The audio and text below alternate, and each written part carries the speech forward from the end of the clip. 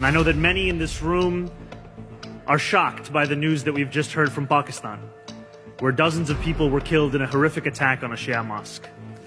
Inna Allahi wa inna ilaihi raji'un. اس طرح کی بسنت لاہور میں ہوتی ہے، پوری دنیا میں اس طرح کی نہیں ہو سکتی. دیکھیں بات یہ ہے کہ حادثے تو ٹریفک پہ بھی ہوتے ہیں. شیم آن یو دبو، شیم آن یو. جب آپ بسنت کا نام سنتے ہیں تو ذہن میں کیا آتا ہے؟ رنگ، پتنگیں، آسمان، موسیقی، دوستوں کے ساتھ ہلا گلا. لاہور میں بھی کئی سالوں کے بعد کچھ ایسا ہی منظر تھا. پورا شہر جیسے جشن میں ڈوبا ہوا تھا. لیکن جو مواد آج ہمارے سامنے ہے وہ اس جشن کی ایک بالکل ہی مختلف اور سچ کہوں تو ایک بہت خوفناک تصویر دکھا رہا ہے. ایسا لگ رہا ہے جیسے ان رنگوں کے پیچھے خون کے چھینٹے چھپے ہوئے ہیں. آپ نے بالکل صحیح کہا. یہ دو الگ الگ کہانیاں ہیں جو ایک ہی شہر میں ایک ہی وقت میں چل رہی ہیں. ایک کہانی ہے چھتوں پر ہونے والے جشن کی اور دوسری کہانی ہے نیچے سڑکوں پر بہنے والے خون کی. آج ہم فراہم کردہ مواد کی مدد سے اسی گتھی کو سلجھانے کی کوشش کریں گے کہ آخر ایک تہوار جو خوشی کی علامت ہونا چاہیے وہ کچھ لوگوں کے لیے موت کا پروانہ کیسے بن گیا. تو پھر شروعات سب سے تکلیف دہ حصے سے ہی کرتے ہیں. جو اعداد و شمار سامنے آئے ہیں وہ واقعی پریشان کن ہیں. بتایا جا رہا ہے کہ بسنت شروع ہونے کے صرف پہلے 12 سے 13 گھنٹوں میں ایک شخص کی موت ہو گئی اور 26 سے زیادہ لوگ زخمی. یہ تو صرف گنتی ہے. ان نمبروں کے پیچھے جو کہانیاں ہیں وہ دل دہلا دینے والی ہیں. اور یہ صرف لاہور کے کسی ایک کونے کی بات نہیں ہے. یہ کہانیاں پورے شہر میں بکھری ہوئی ہیں. رپورٹس کے مطابق ایک 25 سالہ نوجوان تھا جو پتنگ کی ڈور پکڑنے کے لیے بجلی کے کھمبے پر چڑھا اور کرنٹ لگنے سے وہیں اس کی جان چلی گئی. یہ کیسا جنون ہے کہ انسان اپنی جان کی بھی پرواہ نہیں کرتا. سن کر ہی عجیب سا لگتا ہے. اور ایک اور واقعہ جو پڑھ کر تو رونگٹے کھڑے ہو جاتے ہیں وہ ایک خاندان کا ہے. ایک والد اپنی 2 چھوٹی بچیوں کو موٹر سائیکل پر بٹھا کر نہر کے کنارے بسنت کا میلہ دکھانے لے جا رہے تھے. ان کی 12 اور 9 سال کی بیٹیاں آگے ٹینکی پر بیٹھی تھیں اور اچانک کہیں سے ایک ڈور آئی اور دونوں بچیوں کی گردنیں کٹ گئیں. وہ شدید زخمی حالت میں اسپتال پہنچائی گئیں. ایک جشن کا دن ایک خاندان کے لیے زندگی بھر کا صدمہ کیسے بن سکتا ہے؟ اور یہی تو اصل المیہ ہے.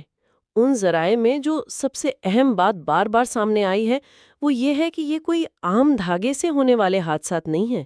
یہ پرانے وقتوں والا مانجھا نہیں ہے. اس کا ذمہ دار ایک خاص چیز کو ٹھہرایا جا رہا ہے جسے کیمیکل ڈور کہتے ہیں. اچھا ذرا یہ سمجھائیں یہ کیمیکل ڈور آخر ہے کیا بلا؟ یہ عام ڈور سے اتنی مختلف اور خطرناک کیوں ہے؟ یہ بہت اہم سوال ہے. دیکھیں پرانے زمانے میں جو مانجھا بنتا تھا وہ سوتی دھاگے پر چاولوں کی پیچ اور باریک شیشہ لگا کر تیار ہوتا تھا. وہ تیز ضرور ہوتا تھا لیکن اس کی ایک حد تھی.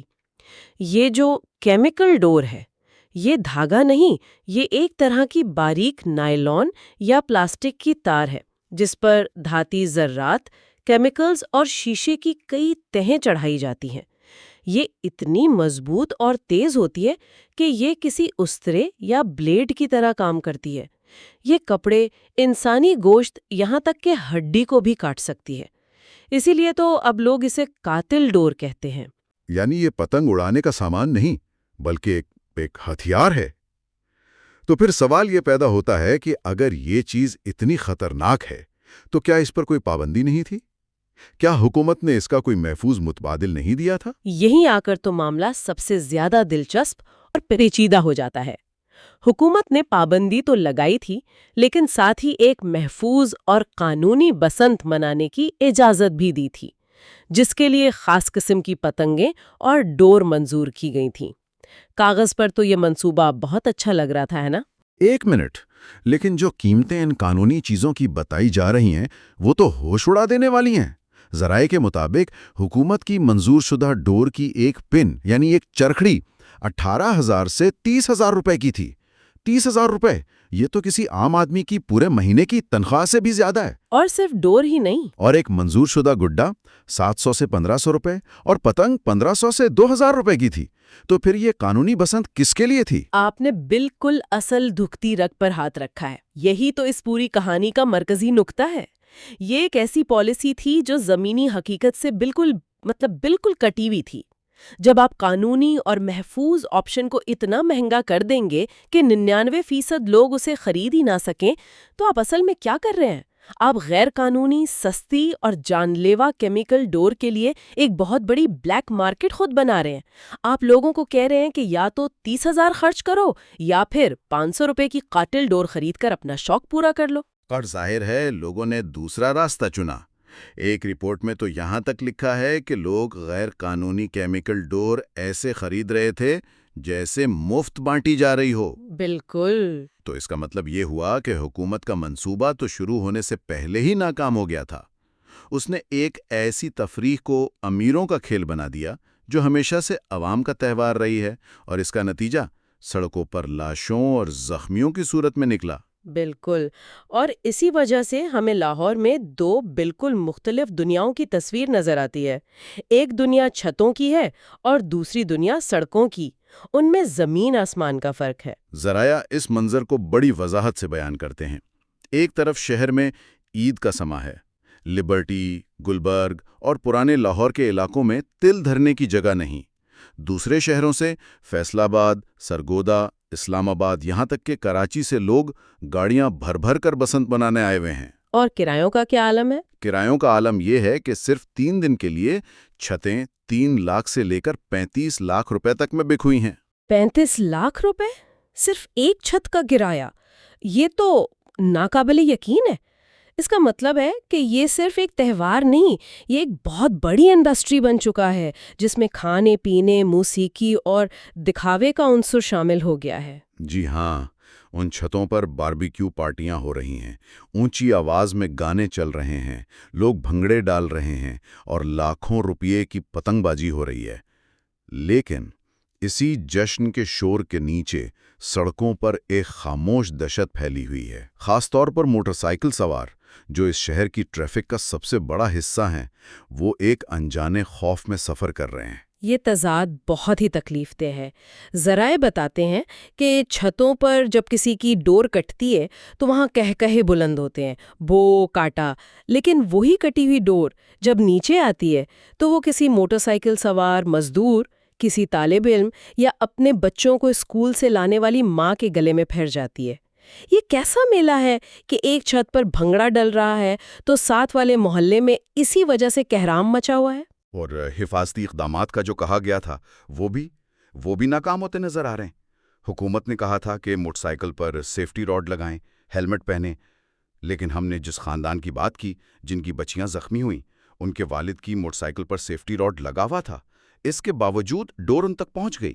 یہ اندازہ لگانا ہی ناممکن ہے کہ قاتل ڈور کب کس زاویے سے آ جائے گی۔ تو جب صورتحال اتنی خراب ہو، ایک طرف جشن ہو اور دوسری طرف ماتم، تو یہ سوال اٹھانا لازمی ہے کہ سب کا ذمہ دار کون ہے؟ اور یہاں پر انگلیاں کسی ایک شخص پر نہیں بلکہ پورے نظام پر اٹھائی جا رہی ہیں۔ آئیے اسی ذمہ داری کے سوال کو ذرا کھولتے ہیں۔ سب سے پہلا سوال تو حکومت پر ہی اٹھتا ہے۔ ذرائع یہ پوچھ رہے ہیں کہ آخر اس تہوار کو ایک گنجان آباد شہر کے بیچوں بیچ منانے کی اجازت ہی کیوں دی گئی؟ اگر اسے منانا اتنا ہی ضروری تھا تو اسے شہر سے باہر کسی کھلے میدان میں یا کسی مخصوص علاقے تک محدود کیوں نہیں کیا گیا جہاں عام لوگوں کی زندگیوں کو خطرہ نہ ہوتا؟ یہ ایک بہت ہی منطقی سوال ہے۔ شہر کے اندر جہاں ہر گلی، ہر سڑک پر بجلی کی تاروں کا جال بچھا ہوا ہے اور لاکھوں لوگ موٹر سائیکلوں پر سفر کرتے ہیں، وہاں اس طرح کی کھلی اجازت دینا خطرے کو دعوت دینے کے مترادف تھا۔ پالیسی کی سطح پر یہ پہلا بڑا نقص نظر آتا ہے۔ اس کے بعد کردار آتا ہے پولیس کا۔ رپورٹس کے مطابق پولیس نے کارروائیاں کیں، چھاپے بھی مارے اور کچھ گرفتاریاں بھی ہوئیں، لیکن اسی دوران ایک ایسا واقعہ بھی سامنے آیا جو پورے ادارے کی کارکردگی پر سوالیہ نشان لگا دیتا ہے۔ شاہدرہ میں 4 پولیس اہلکاروں کو معطل کیا گیا، اور وجہ کیا تھی؟ وجہ یہ تھی کہ انہوں نے ایک دکاندار سے 41,000 روپے رشوت لی اور اس کے 200 قانونی بارکوڈ والے گڈے بھی ضبط کر لیے۔ اب ذرا اس صورتحال کو دیکھیں۔ ایک طرف حکومت کہتی ہے کہ قانونی بارکوڈ والے گڈے اور پتنگیں استعمال کریں، اور دوسری طرف قانون نافذ کرنے والے اہلکار اسی قانونی سامان کو بیچنے والے سے رشوت لے کر اسے بھی ضبط کر رہے ہیں۔ تو تو ایک طرف عام آدمی کے لیے قانونی ڈور 30,000 روپے کی ہے اور دوسری طرف پولیس والے قانونی گڈے بیچنے والے سے 41,000 روپے کی رشوت لے رہے ہیں۔ یہ تو ایک ایسے نظام کی تصویر کشی ہے جو ہر سطح پر ٹوٹا ہوا لگتا ہے۔ اس سے عوام کو کیا پیغام جاتا ہے؟ یہی کہ قانون صرف کمزور کے لیے ہے اور جس کی لاٹھی اس کی بھینس۔ بالکل، اس طرح کے واقعات سے عوام کا اداروں پر سے اعتماد اڑ جاتا ہے۔ جب قانون کے محافظ ہی ذاتی فائدے کے لیے قانون شکنی کرنے لگیں تو پھر غیر قانونی کام کرنے والوں کو کون روکے گا؟ یہ بدعنوانی اس مسئلے کو اور زیادہ سنگین بنا دیتی ہے۔ اور پھر اس کہانی میں ایک اور کردار بھی شامل ہوتا ہے جس کا ذکر ذرائع میں کیا گیا ہے، اور وہ ہیں علماء۔ بتایا جا رہا ہے کہ جب بسنت کا تہوار عروج پر تھا تب کچھ علماء نے سوشل میڈیا پر اس کے خلاف پوسٹس کرنا شروع کر دیں، اسے غیر اسلامی اور ہندوؤں کا تہوار قرار دیا۔ لیکن یہاں ذرائع ایک بہت گہرا اور تنقیدی سوال اٹھاتے ہیں۔ وہ کہتے ہیں کہ یہ آوازیں پہلے کہاں تھیں؟ جب اس مہم کی سب سے زیادہ ضرورت تھی تب یہ باتیں مساجد کے ممبروں سے جمعے کے خطبوں میں کیوں نہیں کی گئیں؟ جب شہر تیاری کر رہا تھا، جب لاکھوں کی تعداد میں قاتل ڈور خریدی جا رہی تھی، اس وقت ایک منظم آگاہی مہم کیوں نظر نہیں آئی؟ اور ذرائع ایک اور بہت ہی حساس معاملے کی طرف بھی اشارہ کرتے ہیں۔ ایک حکومتی پیشکش کا ذکر ہے جس میں کہا گیا تھا کہ جو علماء SOPs پر عمل درآمد کروانے میں مدد کریں گے انہیں 20 سے 25,000 روپے دیے جائیں گے۔ اس سے ایک تاثر یہ بھی پیدا ہوتا ہے کہ کیا اس مالی پیشکش کی وجہ سے پہلے ایک مصلحت آمیز خاموشی اختیار کی گئی تھی؟ یہ ایک سنگین الزام ہے اور اس کی تصدیق مشکل ہے، لیکن یہ سوال اپنی جگہ بہت اہم ہے کہ جب آگ پورے گھر میں پھیل چکی ہو، جب پورا شہر جشن منانے چھتوں پر چڑھ چکا ہو، اس وقت فیس بک یا ٹویٹر پر کی گئی چند پوسٹ کا کتنا اثر ہو سکتا ہے؟ یہ بالکل ایسا ہی ہے جیسے طوفان گزر جانے کے بعد آپ لوگوں کو گھروں میں رہنے کا مشورہ دیں۔ وقت کا عنصر بہت اہم ہوتا ہے اور یہاں ایسا لگتا ہے کہ وہ وقت گما دیا گیا۔ تو جب ہم ان تمام ٹکڑوں کو جوڑتے ہیں، خطرناک کیمیکل ڈور، عام آدمی کی پہنچ سے دور قانونی متبادل، انتظامیہ کی ناقص منصوبہ بندی، پولیس میں کرپشن اور مذہبی رہنماؤں کا کردار، تو یہ صرف ایک تہوار کا معاملہ نہیں رہتا، یہ ہمارے پورے معاشرے کا ایک ایکس رے لگتا ہے۔ آپ نے بہت اچھی تشبیہ استعمال کی۔ یہ واقعی ایک ایکس رے کی طرح ہے جو ہمیں ہماری سماجی بے حسی دکھاتا ہے۔ یہ دکھاتا ہے کہ ہماری خوشیاں کتنی خود غرض ہو سکتی ہیں، کہ ہماری تفریح کے لیے اگر کسی اور کی جان بھی چلی جائے تو ہمیں پرواہ نہیں ہوتی۔ یہ ریاستی ناکامی کو بھی ظاہر کرتا ہے، جہاں پالیسیاں زمین پر نہیں بلکہ صرف فائلوں میں بنتی ہیں، اور یہ اس معاشی تقسیم کو بھی عیاں کرتا ہے جو امیر اور غریب کی دنیا کو بالکل الگ کر چکی ہے۔ تو اس سب کا کیا مطلب ہے؟ یہی کہ یہ ایک ایسی خوشی ہے جس کی قیمت انسانی جانوں سے ادا کی جا رہی ہے۔ یہ کیسا جشن ہے جس میں ایک طبقہ لاکھوں روپے خرچ کر کے اپنی بالکنی سے لطف اندوز ہو رہا ہے اور دوسرا طبقہ اسی جشن کی وجہ سے سڑکوں پر اپنی جان گنوا رہا ہے۔ اس ساری گفتگو کا خلاصہ شاید 3 نکات میں کیا جا سکتا ہے۔ پہلا، ہمیں یہ تسلیم کرنا ہوگا کہ کیمیکل ڈور ایک کھلونا نہیں، ایک مہلک ہتھیار ہے اور اس کے ساتھ کسی قسم کی رعایت نہیں برتی جا سکتی۔ دوسرا، محفوظ بسنت کا جو تصور پیش کیا گیا وہ معاشی طور پر اتنا ناقابل عمل تھا کہ اس نے بلیک مارکیٹ کو ختم کرنے کے بجائے اسے مزید مضبوط کر دیا۔ اور تیسرا، اس المیے کی ذمہ داری کسی ایک فرد یا ادارے پر نہیں بلکہ یہ ایک اجتماعی ناکامی ہے جس میں حکومت، انتظامیہ اور بحیثیت معاشرہ ہم سب شامل ہیں۔ اور سب سے تشویشناک بات جو ذرائع بتاتے ہیں وہ یہ ہے کہ یہ کہانی یہاں ختم نہیں ہوئی، یہ تہوار ابھی بھی جاری ہے، جس کا مطلب ہے کہ مزید جانوں کو خطرہ لاحق ہے۔ اسی لیے ہم اس گفتگو کو ذرائع میں اٹھائے گئے ایک آخری بہت ہی سادہ لیکن گہرے سوال پر ختم کرنا چاہیں گے، جو شاید ہر سننے والے کو اپنے آپ سے پوچھنا چاہیے۔ کیا واقعی ایک پتنگ ایک انسان کی جان سے زیادہ قیمتی ہے؟